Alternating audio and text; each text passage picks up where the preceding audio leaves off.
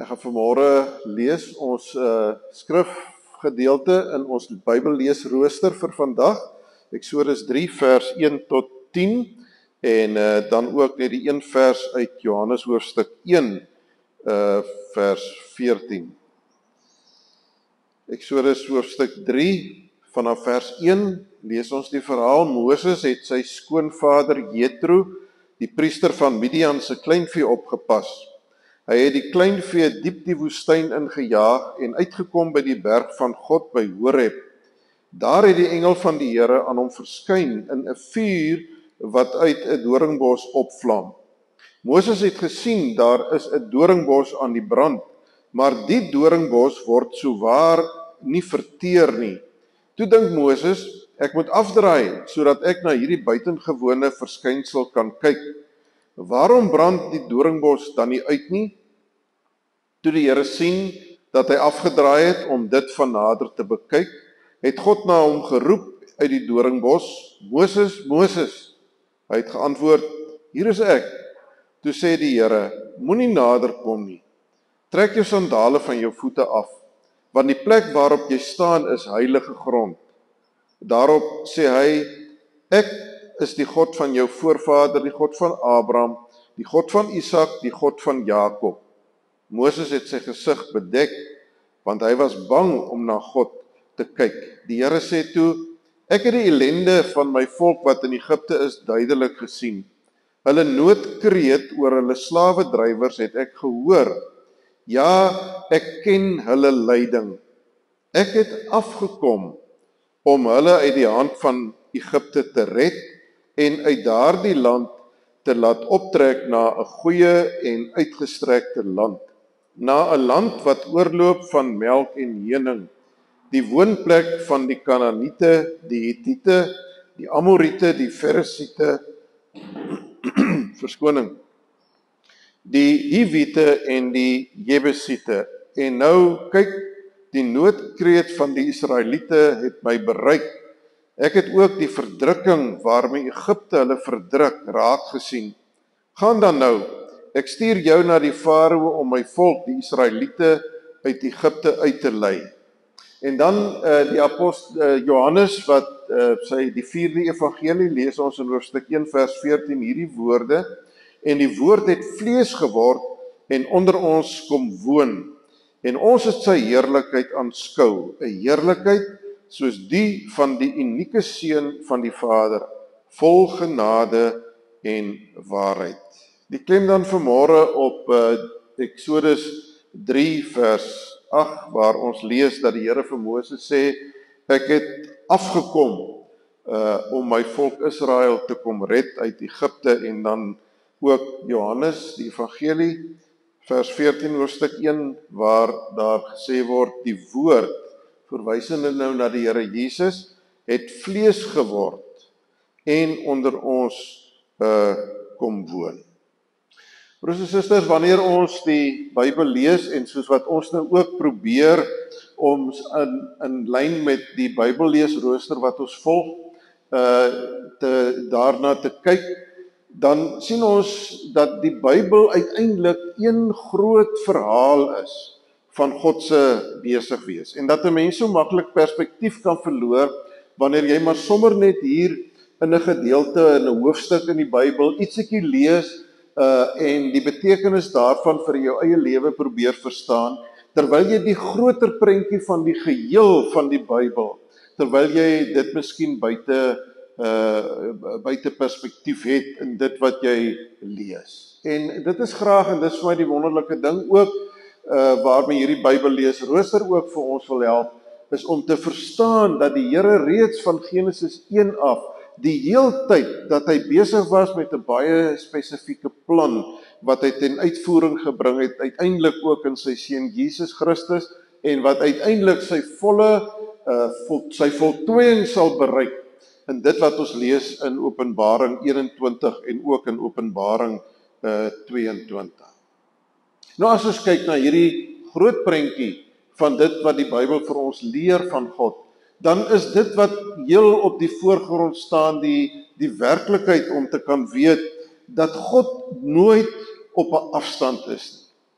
dat God nooit van sy kant af hom wil distansieer van die mens nie. Natuurlik is daar gevalle waar ons ook lees dat die Here hom inderdaad van iemand gedistansieer het. Maar dan is dit uiteindelik deur die keuse van daardie mens. En is dit nie die Here wat homself van sy kant af gedistansieer het nie, want dit is nie wie hy is nie. Hy is die God wat wil betrokke wees, wat in die lewens wil wees van diegene wat hy geskep het. En dit het ons gesien in Genesis 1, dat die Here die mens baie goed geskape het, en dat daar hierdie verhouding was, waarbinne die mens gelewe het met die Here God. En hoe die sonde dit verbreek het, en dat God nie sy rug op die mens gedraai het, nadat hierdie intieme verhouding verbreek is nie, maar dat hy dinge in werking gestel het, om weer die verhouding met hom te kan herstel. En dit het ons verlede Sondag ook by stilgestaan in die roeping van Abraham in Genesis hoofstuk 12. En nou weer hier in, Abraham wat geroep was deur die Here om uiteindelik deur sy nageslag tot seën te wees vir al die nasies. Dis God se bedoeling, dat hy self daar sal wees in die lewens van al die nasies, dat daar hierdie harmonie en hierdie verhouding sal wees. Dis God se begeerte uiteindelik met alle mense, maar hy sou vir Abraham gebruik het, en uit Abraham uit is daar op die ou end Abraham, Isak en Jakob se 12 kinders, die 12 stamme van Israel is daaruit gebore, is deel van hierdie nageslag van Abraham, vir wie die Here tot seën wil wees, en uiteindelik deur hulle ook vir die hele wêreld. Maar nou vind ons onsself op 'n tydstip in hierdie verhaal, hierdie groot verhaal wat besig is om homself voor ons af te speel, waar hierdie volk van die Here dan nou voortkomend uit die 12 kinders, 12 seuns van Jakob, waar hulle self in Egipte bevind. En daar in Egipte gaan dit ongelooflik moeilik met hulle. Heel aan die begin, toe Josef nog daar was, het dit eintlik baie goed gegaan. Het hulle die land Gosen gekry van die farao van Josef se tyd na die hongersnood wat daar was. En het dit wonderlik gegaan met hulle, en is daar wonderlik vir hulle voorsien. Maar daarna het ander farao's gekom wat opgevolg het. En vir 400 jaar bevind hierdie klompie mense, hierdie nageslag van Abraham, met wie God 'n plan en 'n doel het, bevind hulle self in die grootste ellende. En 'n mens kan maar net vandag teruggaan en gaan kyk na al die geweldige strukture wat in Egipte opgerig is. Onder andere wat noem mense die goed, raak ek dan nou vas, piramides. Die geweldige piramides, daardie geweldige groot rotsblokke wat sonder moderne apparaat honderde meters bo aan die grond opgehuis moes word of opgesleep moes word. En so vertel die Bybel dan vir ons dat dit 'n moeilike, dat die Israeliete baie swaar gekry het, die volk van die Here. Dat hulle geslaan is, dat hulle doodgemaak is in hierdie proses om hierdie werk te kan verrig wat daar plaasgevind het. Nou mense lees vandag nou nog van projekte waar, of jy hoor dit op die TV, hierdie afgelope week weer 'n spesifieke treinspoor wat ergens gebou is, ek kan nie onthou waar nie, en waar hulle Chinese ingevoer het en Chinese gebruik het om daardie treinspoor daar te stel, en dat dit letterlik so was, dat elke kilometer was daar 'n Chinees wat gesterf het in die proses van die bou van hierdie spoorlyn, omdat dit so gevaarlike werk was. En presies dieselfde met in Egipte ook, met die volk van die Here, daardie ongelooflike gevaar waarmee hulle besig was, met hierdie groot rotsblokke. As daar enigstens net 'n foutjie kom ergens, dan is iemand nou maar net eenvoudig dood, en dit is dan nou maar net, is dit nou maar so. So was die geval gewees vir die volk van die Here daar in Egipte. Baie swaar, nog 'n primitiewe tyd gewees, waar daar absoluut geen gevoel, geen meelewing was vir iemand wat 'n slaaf was. Uiteindelik selfs ook hulle kinders deur die Egiptenare vermoor, die seentjies wat gebore is. Nou, kan dit by 'n mens die indruk skep dat hier vir 400 jaar lank die Here half op een of ander manier onbetrokke was by sy mense. Hierdie nageslag van Abraham met wie hy dan nou besig was. En nou na 400 jaar kom die Here as dit ware weer in die prentjie. Maar wanneer ons deur die bladsye van die Ou Testament blaai, dan kom ons agter dat God se manier van werk is eintlik in 'n sekere sin vanuit ons perspektief gesien 'n stadige manier van werk. Want hierdie manier van God se besig wees met die mensdom strek dit oor eeue, terwyl die mens sy ellende intens belewe in hierdie moment, in hierdie klein oomblik waarbinne jy jouself bevind. Dis eintlik nou in hierdie oomblik wat jy die Here nodig het. Dit is eintlik nou in hierdie oomblik wat jy uitkoms nodig het. Maar hierdie groot prentjie vertel vir ons 'n verhaal van 'n God wat besig is, maar wanneer hy besig is hy nie net besig om sommer maar net probleme op te los en mense uit die moeilikheid uit te haal en te sorg dat alles net met hulle goed gaan nie. Dat die seën van die Here, dat dit eintlik op 'n baie dieper vlak lê, as dat God maar net die dinge wat in jou lewe gebeur op 'n uitwendige vlak, dat hy daardie dinge vir jou mee gaan help en gaan uitsorteer. Dat God se grootste belangstelling is in die verhouding van hom as die lewende God binne in die lewe van 'n mens. Natuurlik is die Bybel baie duidelik daaroor, ook soos hier in Genesis 3, dat dit wat fisies rondom jou gebeur, dat dit ook vir die Here belangrik is. Maar die boodskap wat na ons kom, is dat wat vir die Here nog meer belangrik is dit wat daar tussen jou en hom gebeur. Hy wat die lewende God is van die groot heelal. Hy wat alles geskep het, van die grootste ding wat daar in die natuur is, die ganse kosmos, wat vir ons oog onbereikbaar is. Honderde duisende ligjare strek hierdie kosmos. Dit is die God, die grootheid van God, die onbeperktheid, dat hierdie ruimte waarbinne ons onsself bevind, blyk dat dit absoluut onbeperk is, dat hoe verder jy kan gaan in die ruimte in, hoe meer sien jy nog net, hoe meer duisende en miljoene ligjare kan jy net nog verder sien. Alles geskape, ook die kleinste ou selletjie in my liggaam, wat nie eers noodwendig sigbaar is vir 'n menslike periskoop om na te kyk nie. Wat is dit? Dis nie 'n periskoop nie. Mikroskoop, teleskoop kyk jy ver.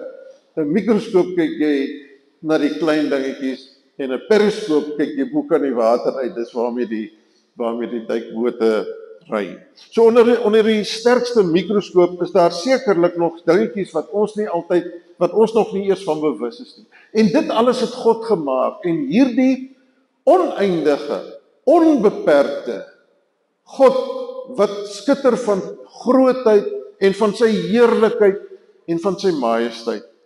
Daardie God wil intens gemoeid wees met die lewe van die mense wat hy gemaak het. Daar's niemand groter en heerliker wat intens deel wil wees van ons lewens nie. En hier, na hierdie stilte van 400 jaar, waar God as dit ware gewag het, dat die oomblik ryp word, dat die tyd daar is, tree die Here weer na vore op 'n nuwe manier, waarop hy van tevore nog nie na vore getree het nie. Moses loop daar in die woestyn, hy's 'n doodgewone skaapwagter, hy's 'n vlugtende moordenaar, hy het iemand uit 'n soldaat in Egipte vermoor, en hy het weggevlug vir sy lewe, en hier sit hy leef hierdie eensame bestaan as 'n herder, wat daar ergens in die woestyn na sy paar skape kyk, wat saam met sy skoonpa en sy vrou woon, en hier brand 'n bos. En Moses gaan nader om uit te vind, wat is hier besig om te gebeur? Is dit, in terme van ons teks vanmôre ook, is dit God wat sê, ek het afgekom. Ek het die hele tyd eintlik gesien wat besig is om met my volk te gebeur. Ek het hulle ellende gesien, ek het hulle swaar kry gesien. Ek het gesien hoe die slawedrywers, hoe hulle geslaan word, hoe hulle doodgemaak word, hoe hulle liggame baie keer vermink word. Ek het dit alles gesien, sê die Here. En ek het gehoor dat hulle begin na my roep. En hulle vra na my. En hulle noodkrete, en 2 keer kom die woord noodkrete voor in die gedeelte wat ons gelees het. Ek het hulle noodkrete, het ek gehoor, en ek het nou afgekom. Ek is nou hier, om iets daaraan te doen. En ek wil op die ou end vir jou, wat Moses is, wil ek gebruik, om hierdie ellende en hierdie noodkrete van my volk, om dit aan te spreek. Dit beteken nie dat 400 jaar verloop het, dat God onbewus was van wat besig is om te gebeur, of dat God regtig afwesig was nie, as hy dan sê, ek het nou afgekom, beteken dit dat hy die hele tyd daar ergens bo in die hemel was, en dat hy glad nie betrokke was in dit wat gebeur het nie. Hy het tog immers daar in Egipte, toe al die seentjies vermoor word, het hy gesorg dat Moses op die ou end die enigste seentjie was waarskynlik wat behoue gebly het. Het die Here selfs vir Moses laat leer aan die Egiptiese hof as die aangenome seun van die prinses in Egipte. So God was nie die hele tyd afwesig en onbetrokke gewees nie. Hy was daar gewees. Maar nou kom hy om op 'n anderse manier teenwoordig te wees. Ons lees van Abraham, Isak en Jakob. Ons lees van die interaksie wat daar was tussen hulle en die Skepper God wat alles gemaak het. Hoe die Here ook vir hulle gelei het in hulle omstandighede, hoe hy ook met hulle van punt tot punt 'n pad gestap het in hulle lewens. Maar hier gebeur nou iets anders. Hier mag God nou skielik nie meer bemoeienis met 'n individu nie, met 'n Abraham of 'n Isak of 'n Jakob nie. Maar hier begin God nou bemoeienis maak met 'n hele volk, met die 12 seuns van Jakob se nageslag. God begin nou groter gaan. God begin nou groter werk. God begin nou meer van homself wys aan die mense. Die volk van Israel en Moses sou God op 'n ander manier leer ken as wat Abraham, Isak en Jakob God geken het. God gaan nou groter. God kom wys nou meer van homself. Ek is hier. Ek was altyd hier, maar nou het ek afgekom in die sin van dat ek nog meer van myself wil wys en nog meer van myself wil kom bekendstel. Maar die interessante ding, God gaan nie sê, ek gaan nou vir Egipte, die mense uit Egipte red nie. Wanneer ons kyk na al die wonderwerke wat gebeur het, na al die pla wat gebeur het, kan ons inderdaad sê, dit is God, want dit is eintlik niemand anders as God, wat die Israeliete gered het nie. Dit was nie Moses nie, maar God het deur Moses gewerk.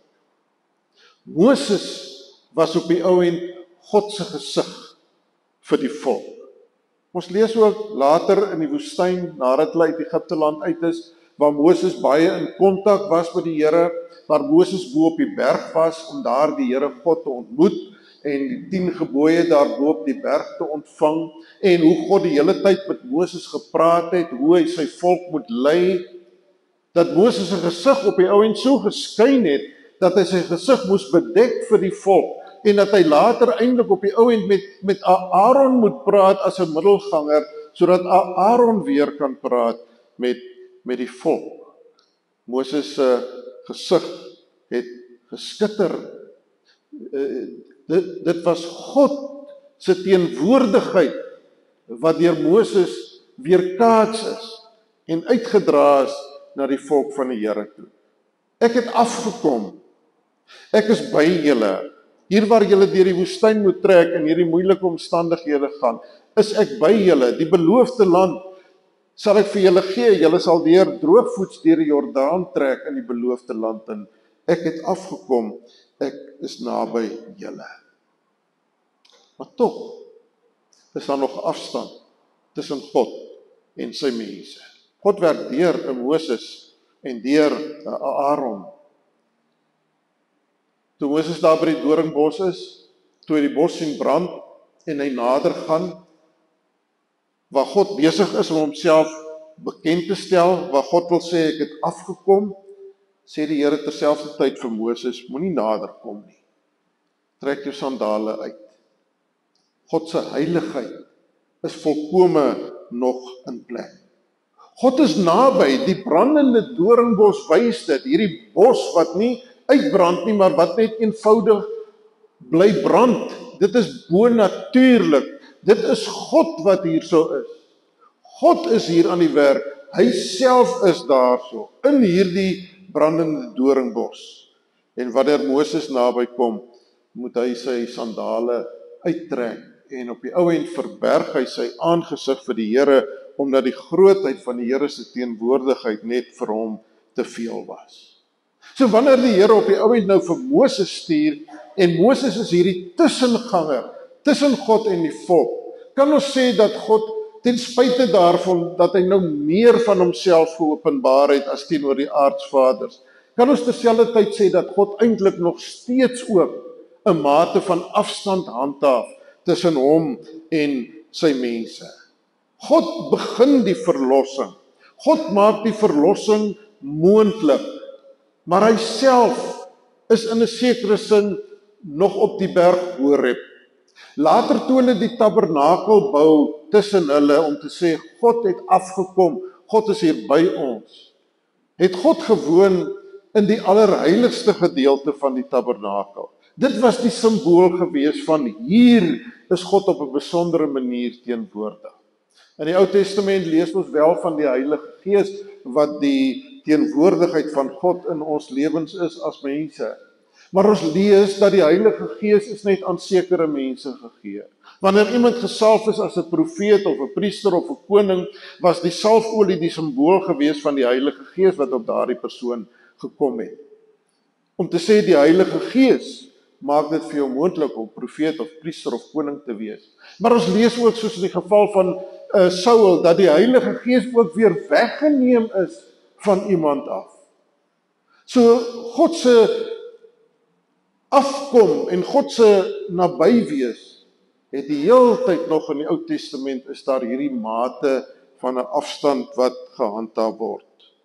God het afgekom, maar hy woon nog nie in die lewens van sy volk nie. Eeue later hoor ons Johannes wat vir ons sê die woord het vlees geword en onder ons kom woon. By Moses, God het afgekom. Hy is daar, hy red, hy dra sy volk, hy voorsien vir hulle, hy sorg vir hulle. Maar hy's nog 'n entjie weg van hulle af. En nou in Johannes hoofstuk 1, nou met Kersfees wat aangebreek het, wat die Seun van God na die wêreld toe kom, hy wat self God is, wat mens geword het, sê Johannes vir ons, die woord het vlees geword en onder ons kom woon.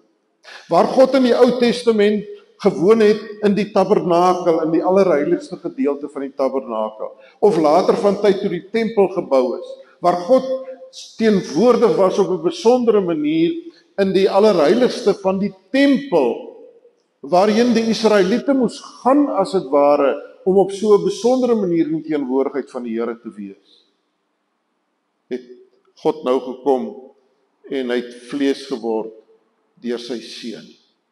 En dan die woord wat daar gebruik word in hierdie vers, beteken eintlik dat hy gekom het, waar hier staan in Afrikaans om onder ons te kom woon, staan daar eintlik in die oorspronklike Grieks, hy het gekom om te kom tent opslaan. Of dit kan ook vertaal word, hy het gekom om te kom tabernakel by ons. Vroeger het hy gewoon in die tabernakel, die huis van die Here, daar het hy gewoon. Nou is sy vlees, sy liggaam die tabernakel. Hy is die tabernakel. Waar hy ook al is, daar is God. Die dinge wat gedoen word deur hom, is dit God self wat besig is om daardie dinge te doen. Dis nou nie meer dat ons iets moet voorberei, 'n tent moet bou of 'n tempel moet bou of 'n kerkgebou moet bou om God teenwoordig te maak nie. En daarom is dit eintlik teologies, is dit eintlik so verkeerd om te praat van die kerkgebou as die huis van die Here. Want God woon nie meer in huise wat deur mense hande gemaak is nie. Hy het deur sy seun vlees geword, onder ons kom tent opslaan. Uiteindelik het hy in ons lewens kom tent opslaan deur die Heilige Gees. So ons kan nie meer na die huis van die Here toe gaan op 'n Sondag of op 'n Kersdag of wanneer ook al nie. Ons is die huis van God, waarin God kom woon het op grond van dit wat sy seun Jesus Christus vir ons kom doen het. So hier in die Nuwe Testament vind daar 'n radikale verdieping plaas in God se omgang met die mens. Die tyd het nou vir God aangebreek. Al die eeue wat verby is van Abraham af, wat die Here geloop het deur die geskiedenis met 'n Moses, met die profete wat hy gehad het, met sy volk Israel en alles wat met hulle gebeur het, die op en die aflewe van die volk van Israel, was God nooit op en af met sy volk gewees nie. Hy was altyd die God wat gesê het, ek het afgekom. Maar nou, met Kersfees, vind daar 'n verdieping plaas wat eintlik bokant ons menslike verstand is. Nou is God nie meer in die vuur wat jou eintlik laat terugduins nie. Die vuur wat van self vir jou sê, jy moet 'n afstand daarvan hou nie. Maar nou het hy in sy seun, het hy 'n menslike liggaam aangeneem. Iemand wat sê, moenie die kindertjies van my af wegdryf nie. Laat die kindertjies na my toe kom. Laat ek die kindertjies vashou. Laat ek die kindertjies op my skoot dra. Hier vind 'n ommekeer plaas, 'n nuwe verbond wat plaasvind met die koms van Jesus na hierdie wêreld. Waar dit nou die teenoorgestelde is, in 'n sekere sin is wat ons in die Ou Testament beleef. Dat die heilige God nie die God is noodwendig, wat beteken dat daar afstand is nie. Maar waar dit nou beteken dat jy in die teenwoordigheid van die heilige God kan wees. Waar jy sy omarming in jou lewe kan belewe. Sy troos, sy hoop wat binne in jou is. Sy lewende teenwoordigheid kan beleef. Met die uitstorting van die Heilige Gees, nadat die Here Jesus opgevaar het na die hemel. Nadat hy alles kom doen het wat moontlik was, om God en mens vir altyd weer by mekaar te bring.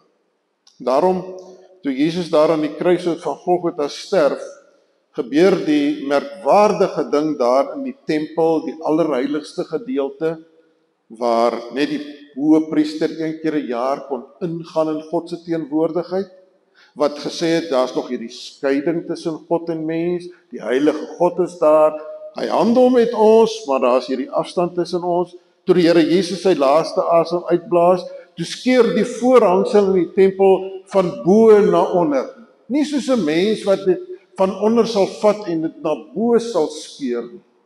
Maar God, met Jesus, wat kom voltooi het, dit waarvoor Abraham geroep is, om tot seën vir die nasies te wees, om te herstel dit wat in Genesis hoofstuk 3 verbreek was, en die verhouding met God tot niet gemaak was. Skeur God nou die gordyn oop. Daar's nou nie meer 'n allerheiligste waar God is, en 'n heilige gedeelte waar ons mag kom nie.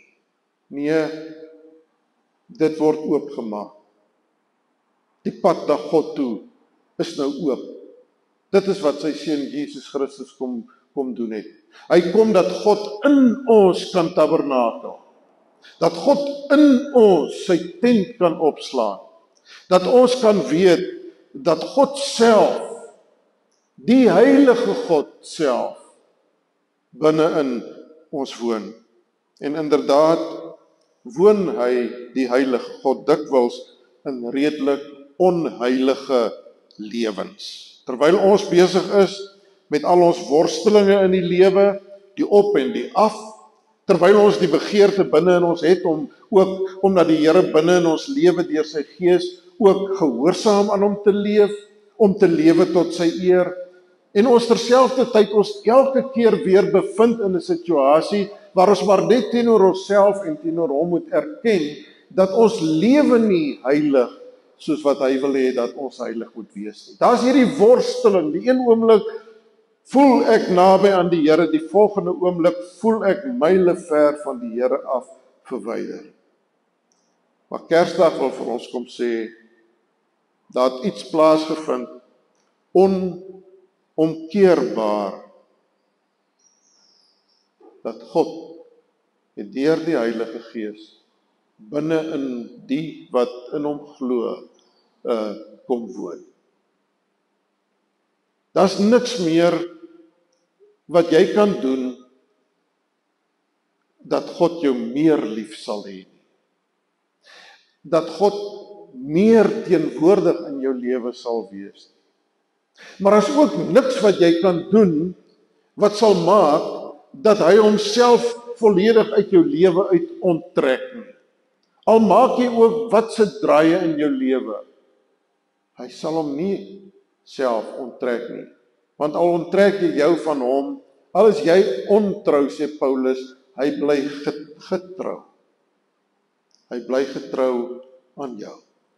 Dis maar net my gebed, broers en susters, dat die Here vir my en vir jou die genade sal gee vandag, om opnuut weer te besef, dat die heilige God waarvan ons in hierdie groot verhaal in die Bybel lees, wat so progressief homself meer en meer en meer geopenbaar het aan die mens, meer en meer en meer van homself gegee het aan die mens, dat daardie God binne in my en jou woon.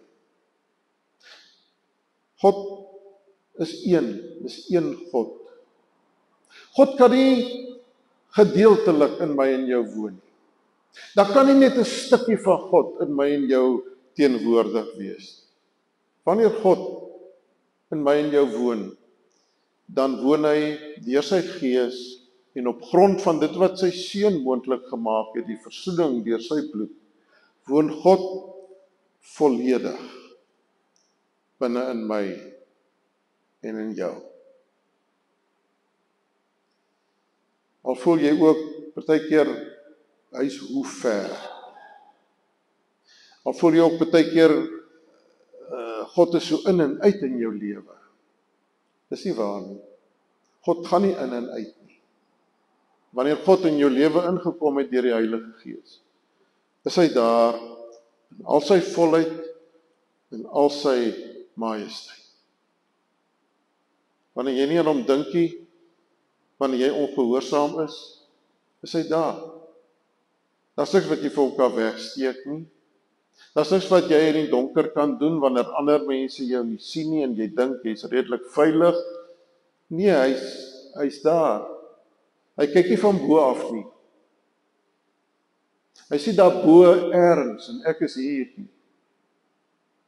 Kersfees wil vir ons sê, hy het vlees geword, hy het kom tent opslaan, binne in my en jou.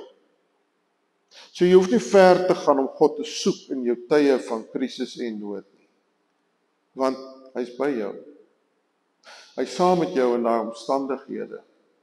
Maar tipies aan hom is hy dikwels tydsaam. Verloop daar tyd met jou ellende, wat jou ellende ook al mag wees, terwyl jou noodkrete ook na die Here toe opgaan. En het vir jou dink, het vir jou voel dat hy hoor nie jou in jou nood nie. Maar hy's besig in daardie tyd binne in jou. Omdat hy wil hê dat jy sal leer dat hy op 'n dieper vlak in jou lewe, dat hy altyd daar is en dat heel dikwels in jou lewe jy tevrede moet wees om nie oplossings in jou lewe altyd te ontvang vir alles nie. Maar om te weet dat hy self vir jou en vir my genoeg wil wees. Sy volle grootheid. Hy alleen is genoeg. In lewe en in sterwe. Of ek lewe en of ek besig is om dood te gaan, hy is genoeg. As ek hom het en sy teenwoordigheid beleef, dan kan ek soos Dawid sê, met my God by my, spring ek oor 'n muur en loop ek 'n bende storm. Amen. Here Jesus, wil U deur U Gees, wat binne in ons woon, vir ons help, dat ons deur die geloof al meer en meer bewus sal word van U teenwoordigheid. Ja, Here, dat ons sal breek met die gedagte, dat U daar ergens ver kyk na ons en ons lewens. Dat U die ontdekking binne in ons 'n werklikheid sal maak, dat U reg hierso is, reg in die middel van hierdie gemors, waarbinne ons onsself bevind, of dikwels hierdie gemors wat ons dikwels vir onsself skep, dat U binne in dit is, by ons, en dat U ons nooit sal verlaat nie. Maak ons in hierdie dag op 'n spesiale manier bewus daarvan, Jesus, dat U binne in ons is. Amen.